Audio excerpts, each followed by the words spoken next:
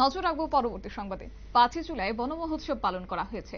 আর এই বনমহোৎসবের উক্ত অনুষ্ঠান অনুষ্ঠিত হয়েছে কার্যত শিবনগর বোরখা এইচএস স্কুলে। হাবা পাইজাক তিপ্রাসা হামকুড়ি মথা সামাজিক সংস্থার উদ্যোগে। তবে এই সামাজিক সংস্থাটি সভাপতি, সম্পাদক, অন্যান্য সদস্য এবং কর্তৃপক্ষ সহ ছাত্রছাত্রীরা আজকের এই অনুষ্ঠানে উপস্থিত ছিলেন। এদিন বনমহোৎসব উপলক্ষে বোরখা স্কুল থেকে একটি র্যালি বের করা হয় এবং র্যালিটি বিভিন্ন পথ পরিক্রমা করে পুনরায় বোরখা স্কুলে এসে শেষ হয়। এই বনমহোৎসব উপলক্ষে বৃক্ষরোপণ কর্মসূচি সহ বিভিন্ন সামাজিক কর্মসূচি আজ পালন করা হয়েছে। বিস্তারিত বিষয় কি রয়েছে শুনুন। আজকে কি উদ্দেশ্য নিয়ে আপনারা যে আজকে বন মহোৎসব পালন করা হয়েছে?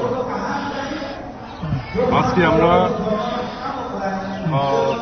আমাদের অবসরপ্রাপ্ত কর্মচারীদের একটা সংগঠন হাবা পাইজাক তিপ্রাসা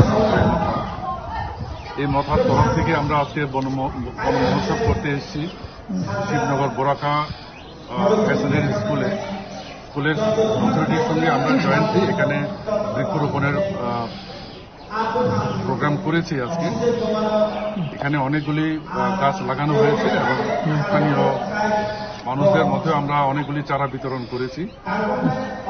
উদ্দেশ্য হচ্ছে আজকাল যেভাবে বন ধ্বংস হচ্ছে তার ফলে প্রাকৃতিক ভারসাম্য নষ্ট হচ্ছে, আমরা সবাই জানি।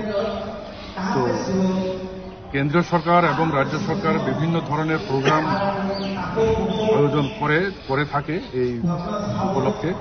তারই অঙ্গ হিসেবে আমরাও একটা সামাজিক দায়বদ্ধতার ভাবনা থেকে আমরা আমাদের সংগঠন থেকে এই মহোৎসবের প্রোগ্রাম করে থাকি বিভিন্ন এলাকায়। তো তারই অঙ্গ হিসেবে আজকে আমরা এখানে এসেছি।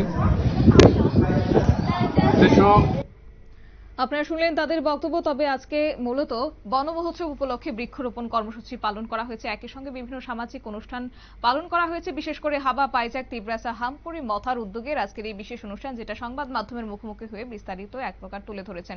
একসঙ্গে বলা যায় যে এই বনমহোৎসব উৎসবকে কেন্দ্র করে যেখানে বিশ্ব উষ্ণায়ন থেকে পৃথিবীকে রক্ষা করার জন্য এক প্রকার তাৎপর্যপূর্ণ আজ বার্তা বহন করলেন এই সংস্থা।